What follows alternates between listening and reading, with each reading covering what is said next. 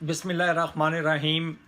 मेरा नाम तस्नीम अहमद सिद्दीकी है और मैं अपने प्रोग्राम मानो या ना मानो के साथ आज मौरखा 21 जुलाई 2020 को आपके सामने हाजिर हूँ। आज मैं आपसे दो केस डिस्कस करूँगा। एक केस तो है जिसकी जुलाई में सुना है कि सुनवाई हो रही है, अदालत में पेशी है और वहाँ पे क्या होगा ये तो उस पेशी के बाद होगा। मुझे अदालत की पेशी का ख़बरों से पता चला क्योंकि मैं पाकिस्तान में नहीं रहता, लिहाजा मैं इसे अदालत से कंफर्म ना कर सका। उस वाक़े तक जाने के लिए मुझे कुछ मज़ीद पीछे जाना पड़ेगा कि पाकिस्तान का अदालती निज़ाम चलता किस तरह है। तो हम ज़रा पीछे चलते हैं। 13 मई 1978 को एचिसन कॉलेज लाहौर के बिगड़े हुए बच्चों ने, जिनकी सरबराही मोहम्मद फ़ारूक बंदियाल कर रहा था और उसके साथ जो बाकी बच्चे थे वो भी एचिसन कॉलेज के ही होनहार स्टूडेंट थे। बहरहाल उन दिनों पाकिस्तान की फ़िल्म इंडस्ट्री पे शबनम का राज चलता था। शबनम काफ़ी मशहूर थी, तो ये लोग शबनम के घर में घुस गए। वहाँ पे इन्होंने तोड़ फोड़ की, शबनम के घर में डकैती की। क्योंकि बड़े लोगों के बच्चे थे तो ये चोरी इनका मकसद नहीं था, थ्रिल इनका मकसद था। और उस थ्रिल के तहत ये शबनम के घर में घुसे, चोरी की। उसके मियाँ रोबन घोष को इन्होंने रस्सियों से बांध दिया और उसके बाद अदाकारा शबनम पे जिनसी तशद्दुद किया और उसकी आबरूरेज़ी की। तो ये बात हुई थी 78 मई में। उस वक्त मार्शल लॉ आ चुका था। तो बात जब आगे बढ़ी तो फौरी तौर पे उस वक्त मोहम्मद फ़ारूक बंदियाल और उसके साथियों को, जिनके नाम मेरे पास हैं, वसीम याकूब भट्ट, जमील अहमद, ताहिर तनवीर, जमशेद अकबर शाही, आगा अकील अहमद और मोहम्मद मुजफ्फर, तो ये बड़े बच्चे होने की वजह से, बड़ों के बेटे होने की वजह से इस जोम में थे कि इनके साथ कुछ नहीं होगा। लेकिन इनके साथ हुआ, इन्हें पकड़ा गया। जनरल उस वक्त जो चीफ ऑफ आर्मी स्टाफ थे उनका नाम था जनरल मोहम्मद ज़ियाउल हक। खैर, केस बड़ी तेज़ी से चला, बड़ी तेज़ रफ्तारी से चला और उसके बाद इन लोगों को सज़ाए मौत हो गई।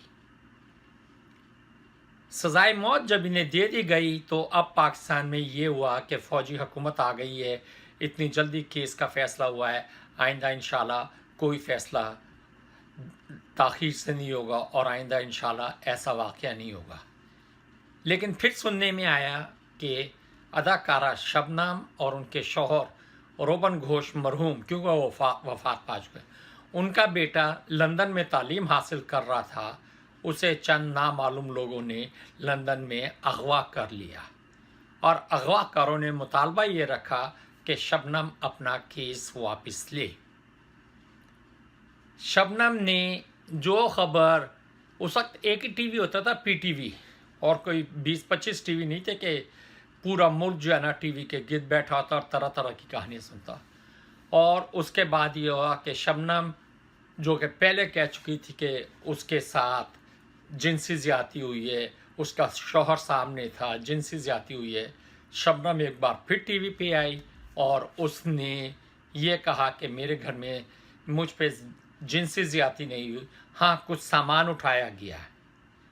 जब ये कहा गया तो मोहम्मद फ़ारूक बंदियाल समेत तमाम लोगों की सज़ाए मौत उम्र कैद में बदल दी गई और उन्हें उम्र कैद दे दी गई।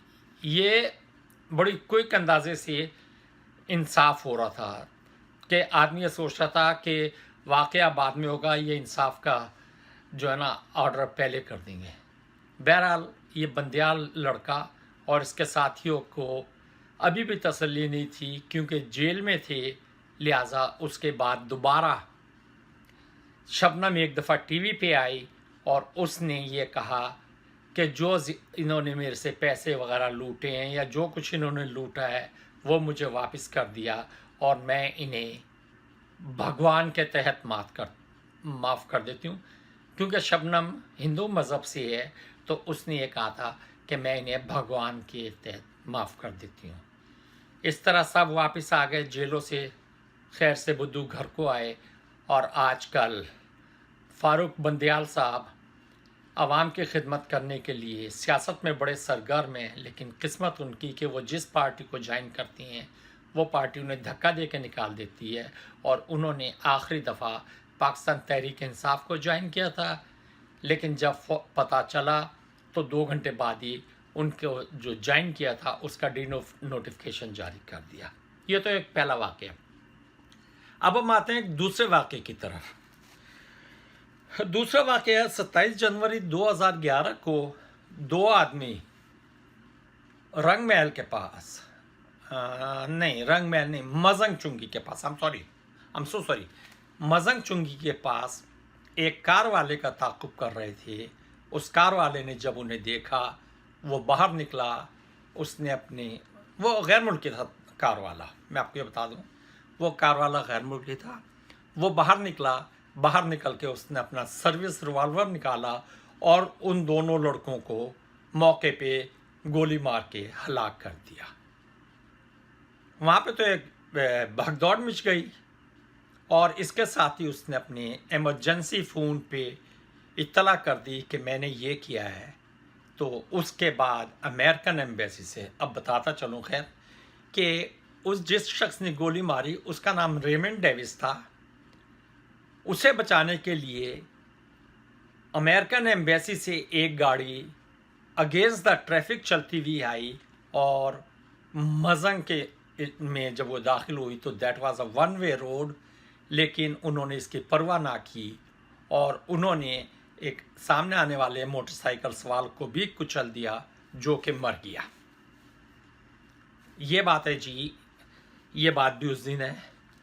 اگرچہ وہ حالات پھر اتنے کشیدہ ہو گئے کہ وہ جیپ والے بھاگ گئے، واپس ایمبیسی میں داخل ہو گئے، اور ریمنڈ ڈیوس کو پکڑ لیا گیا۔ ریمنڈ ڈیوس کو جیسے ہی پکڑا گیا تو وہاں پہ اداروں نے اسے اپنی تحویل میں لے لیا کہ کہیں ایسا نہ ہو کہ کوئی بڑا کھڑاگ ہو جائے۔ تو ریمنڈ ڈیوس اداروں کی تحویل میں چلا گیا، اور اداروں کی تحویل میں جانے کے بعد اسے جیل میں رکھا گیا، اور پھر بیان آنے شروع ہو گئے کہ یہ امریکہ کا سفارتی نمائندہ ہے، اسے سفارتی پروٹوکول حاصل ہے، اس کا کیس جنیوا کنونشن کے تحت ہم خود چلائیں گے، اسے حکومت پاکستان کچھ نہیں کہہ سکتی، ہم اس کا کیس چلائیں گے۔ لیکن عدلیہ تھی کہ وہ اس پہ تیار نہیں تھی، وہ اس پہ کیس چلانا چاہتی تھی، جبکہ ریمنڈ ڈیوس کا رویہ کسی قسم کا بھی معذرانہ، یا آپ یہ کہہ دیں کہ اس کا رویہ معذرانہ نہیں تھا۔ بہرحال 2-3 دن کیس چلا، تو ابھی چل ہی رہا تھا کیس، ابتدائی مراحل میں ہی تھا، تو امریکی اس وقت کے وزیر خارجہ جناب جان کیری پاکستان تشریف لائے، اور انہوں نے یہ اعلان کیا کہ ریمنڈ ڈیوس ہمارا ایجنٹ ہے، ہمارے لیے کام کرتا ہے، اسے سفارتی پروٹوکول حاصل ہے۔ صدر کیا نام، اب میں میں نام بھول گیا ہوں، اس وقت اوباک براما، صدر اوباک براما نے بھی ٹیلی ویژن پہ آ کے یہ کہا کہ یہ ہمارا آدمی ہے، اور اس پہ سفارتی اہلکاروں نے کی وجہ سے اس پر پاکستان میں کیس نہیں چل سکتا، کیونکہ سفارتی قوانین کے تحت ہم ہی کیس چلائیں گے۔ بہرحال جب اتنا کچھ ہوا اور یہاں پہ کچھ نہیں ہو رہا تھا، تو پھر امریکہ میں ایک پاکستانی، ایک محب وطن، خود ساختہ محب وطن پاکستانی حسین حقانی نے انہیں بتایا کہ جی اس کا ہدیہ دے دیا جائے، اس کا قصاص دے دیا جائے، اس کے دیت دے دی جائے تو ریمنڈ ڈیوس بچ سکتا ہے۔ یہ بہت آسان طریقہ تھا۔ امریکی گورنمنٹ نے ریمنڈ ڈیوس को रिहा कराने के लिए जो वो 2 लड़के मरे थे उनके घर वालों को कई कई करोड़ रुपए दिए, और उसके बाद रेमंड डेविस को जेल से रिहा किया गया, और जेल से रिहा करने के बाद उसे डायरेक्ट राना सनाउल्लाह की हिदायत पर पुलिस कस्टडी में लाहौर कौंसल खाने पहुंचाया गया, और लाहौर कौंसल खाने से वो फौरी हेलीकॉप्टर के तहत बाहर चला गया, यानी पाकिस्तान की हदूद छोड़ दी। और वो पाकिस्तानी जज जिन्होंने कि ये देत का कानून के तहत ये फैसला दिया था, वो लॉन्ग टर्म छुट्टी पे चले गए। मुझे अब उनके बारे में नहीं पता कि क्या वो ड्यूटी पे वापस आ गए थे, क्या नहीं आए थे, क्योंकि उस वक्त ये फैसला करने के बाद मेरा ख्याल ये है कि रेमंड डेविस देर से मुल्क से निकला होगा, वो छुट्टी पे पहले चले गए, और कहाँ गए इसका नहीं पता। मैं ये भी बताता चलूँ कि रेमंड डेविस के ख़िलाफ़ कोई केस अमेरिका में नहीं चला, और रेमंड डेविस को किसी किस्म के अमेरिकी क़वानीन के तहत कोई सज़ा वगैरह नहीं हुई। अच्छा, ये 2 केसेस बताने का मतलब ये था कि पाकिस्तान का कानून का सिस्टम कैसा है। अब हम आ जाते हैं तीसरे केस की तरफ। तीसरा केस पाकिस्तानियों का है, उसमें ऊपर भी पाकिस्तानी, नीचे भी पाकिस्तानी, दाएं भी पाकिस्तानी, बाएं भी पाकिस्तानी। जी हाँ, मैं बात कर रहा हूँ 25 दिसंबर 2012 को एक लड़का अपनी बहन को उसकी शादी के बाद, रसूमात ख़त्म होने के बाद, डिफेंस कराची में अपने घर वापस ला रहे थे दुल्हन को, तो वहाँ पे चंद ओबाश लड़कों ने उसे छेड़ा। जब उसके भाई ने इस बात पे एहतजाज किया या लड़ा, क्योंकि भाई की गैरत थी, उसने एहतजाज किया और लड़ा, तो उसमें से एक नन्हे मुन्ने चूचे बच्चे ने अपने महाफिज से बंदूक ली और उस भाई को, जिसका नाम शाहजेब था, उसे गोली मार दी। जब शाहजेब को गोली मारी गई तो गोली मारने वाले का नाम था शाहरुख जतोई। जतोई बहुत बड़ा ख़ानदान है, और इस शाहरुख जतोई ने उसे गोली मार दी। गोली मारते हुए बहुत से लोगों ने देखा, और उसमें से एक का नाम शमून अब्बासी था, जो कि पाकिस्तान टीवी के अदाकार भी थे। वैसे मैंने उन्हें काफ़ी अरसे से नहीं देखा, लिहाजा मैं नहीं कह सकता कि अब वो अदाकारी कर रहे हैं या नहीं कर रहे हैं। बहरहाल शमून अब्बासी ने देखा, और जब गवाही हुई तो गवाह के तौर पे 3 आदमी आए।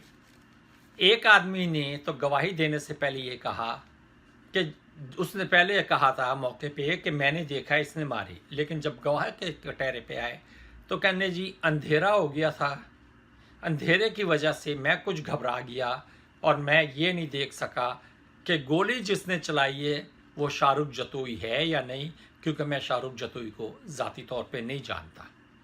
उसने ये बयान दे दिया।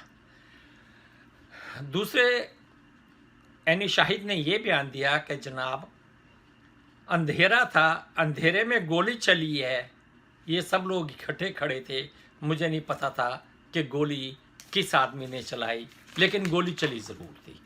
ये तो हो गया। पर शमून अब्बासी, जो कि पाकिस्तान का एक अदाकार था, ड्रामों में काम करता है, उसने शाहरुख जतोई की तरफ हाथ किया और उसने कहा जी मैंने देखा है, इसने गोली चलाई और इसने शाहजेब को गोली मारी, ये मैंने खुद देखा है। और उसने बड़े फर्म अंदाज में कहा। उसका केस चलता रहा, इन्हें फौरी तौर पे ज़मानत भी मिल गई। इतने बड़े केस के बाद ज़मानत मिल गई, और उस ज़मानत के बाद ये हुआ कि शाहरुख जतोई को मुल्क से निकाल के दुबई भेज दिया गया, और दियत की बातें होने लगीं कि जी दियत ले लो, दियत ले लो। और उधर शाहजेब के वालिद पे, जो कि पुलिस में डीएसपी थे, उन पे भी बहुत ज़्यादा दबाव डाला गया कि जी आप अपना केस वापस ले लें। और उस दबाव का नतीजा ये निकला कि शाहजेब के वालिद इस दबाव को बर्दाश्त ना कर सके, क्योंकि उन पे दबाव अंदरूनी और बैरूनी था। अंदरूनी दबाव उनके डिपार्टमेंट के सीनियर्स का था, अंदरूनी दबाव उनके डिपार्टमेंट के सीनियर्स का था और बैरूनी दबाव सियासतदानों का था जो कि सिंध के सियासतदान थे। लेकिन केस फिर भी हल नहीं हो रहा था, तो फिर वही तरीका जो कि होता है, शाहरुख जतोई के बाप ने टीवी पे आके कहा कि साईं हमारे साथ इसलिए ज्यादती हो रही है कि हम सिंधी हैं। यानी सिंध कार्ड खेलने की जो इनकी आदत है, वो सिंध कार्ड खेलने की इनकी आदत नहीं गई। इन्होंने सिंध कार्ड भी खेला लेकिन वो नहीं हुआ। बहरहाल उसके बाद इन्हें उम्र कैद की सज़ा हो गई और जब इन्हें छोड़ने का और था दियत के बाद, तो उस वक्त के चीफ जस्टिस इफ्तिखार अहमद चौधरी साहब ने कानूनी नुक्ता उठाया और उन्होंने कहा कि एंटी टेररिस्ट कोर्ट का केस है और एंटी टेररिस्ट में जो 302 होती है उस पर दियत नहीं दी जा सकती। अब भी शाहरुख जतोई और उसका बाकी 5 साथी मुख्तलिफ जेलों में सज़ा काट रहे हैं, अंडर ट्रायल हैं। ट्रायल की अभी तारीख मेरा ख्याल इस जुलाई में कोई तारीख लग रही है। ये केस बताने का मतलब ये है। लेकिन जस्टिस साकिब साहब कराची का दौरा कर रहे थे, सुप्रीम कोर्ट के चीफ जस्टिस, तो वहाँ उन्होंने बड़ी बड़ी चीज़ें देखी। एक तो उन्होंने ये देखा कि शर्जील मेमन जैसा मोमिन आदमी जेल में बंद है और वो जेल में बंद है और उसकी शराब की बोतलों में शहद भरा हुआ है, और जिस डॉक्टर ने चेक किया वो उसने शराब की बोतल में उंगली डाल के निकाल के ज़बान पे चेक किया कि जनाब देखें ये शहद है। मैंने उस वक्त भी ये कहा था कि काश अगर इनका ये तरीका कार है शराब को और शहद को चेक करने का, तो काश इस वक्त इसमें पेशाब होता, फिर ये चेक करके बताते कि जनाब इसमें शहद है, उंगली से चेक करते और बताते कि शहद है। बहरहाल बड़ी कराहियत की बात है। अब पोजीशन ये है कि अब इनका केस जुलाई में आखिरी दिनों में लगने वाला है। तो मैं बात कर रहा था जस्टिस साकिब निसार साहब की। तो साकिब निसार साहब जब कराची जेल गए, पहले तो शर्जील मेमन साहब से खुश हुए। जब कराची जेल गए तो एक अदद रंगीन टीवी, एक अदद गद्दा, चादर बिछी हुई और 2 तकिए और कूलर और पानी, ये सब कुछ एक कत्ल के मुजरिम के कमरे में मौजूद था और आला किस्म का मौजूद था, और उसका खाना भी जेल में ही पक रहा था। और खाना पकाने के लिए सीनियर जतोई साहब यानी शाहरुख जतोई के वालिद ने एक अपना हरकारा भेजा हुआ था जो कि खाना पका रहा था। तो अब देखने की बात यह है कि इस पे क्या होगा। अब अगर ये पेशी होती है जिसमें कि ये 302 को भी ख़त्म करना चाहते हैं एंटी टेररिस्ट, और ये उसे छुड़वाना भी चाहते हैं, उधर दूसरी तरफ शाहजेब के वालिद ने दियत के तौर पे भारी रकम वसूल की और वो मुस्तकिल तौर पर ऑस्ट्रेलिया शिफ्ट हो गए हैं। वो भी बेचारे क्या करें। उनका सारा सासा जो उनका बेटा था, वो बेटा जो कि लफंगे और ओबाशों की गोली से मर गया, तो वो भी क्या करें। लेकिन दियत के कानून की वजह से एक आदमी जो अपनी बहन की इज्जत बचाता हुआ मरा, वो रोज़े क़यामत ये सवाल ज़रूर करेगा कि जनाब मेरे से तो पूछ लेते। कोई ऐसा अल्लाह ताला से ये मुतालबा करेगा या अल्लाह ताला से ये शिकायत करेगा कि ए अल्लाह ताला, मैं मर गया था, मेरी भी कहीं राय रख लेते, मेरे से भी किसी तरीके से पूछ लिया जाता, मेरे भी फेल को देख लिया जाता। ए अल्लाह, ये मेरे साथ क्या हुआ।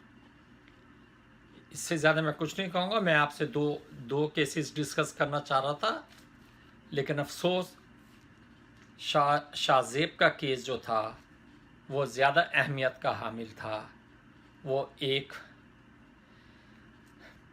बच्चे का केस था, एक जवान का केस था, उसे कर दिया। हाँ, एक बात बता दूं, अदालत में शाहरुख जतोई को नाबालिग करार दे के बच्चों की जेल में रखने की भी कोशिश की गई, लेकिन अदालत के फुल बेंच ने उसके रिकॉर्ड पाकिस्तान में और उसका ऑस्ट्रेलिया में जो दाखिला था وہ منگوا کے موازنہ کر کے اور ایک میڈیکل بورڈ بٹھا کے اس استدلال کو ختم کر دیا کہ یہ نابالغ ہے اور اسے بچوں کی جیل میں رکھا جائے، اسے بڑی جیل میں رکھا جا رہا ہے، لیکن شاہ رخ کو بڑی جیل میں رکھا جائے یا چھوٹی جیل میں رکھا جائے، رہے گا وہ وہاں پہ بھی وڈیرے کی طرح، اور وہ وڈیرے کی طرح رہ رہا ہے۔ سوال یہ نہیں ہے، سوال یہ ہے کہ دیت کا قانون جو ہے اگر آپ زور زبر سے کراتے ہیں تو وہ دیت کا قانون نہیں کہلاتا۔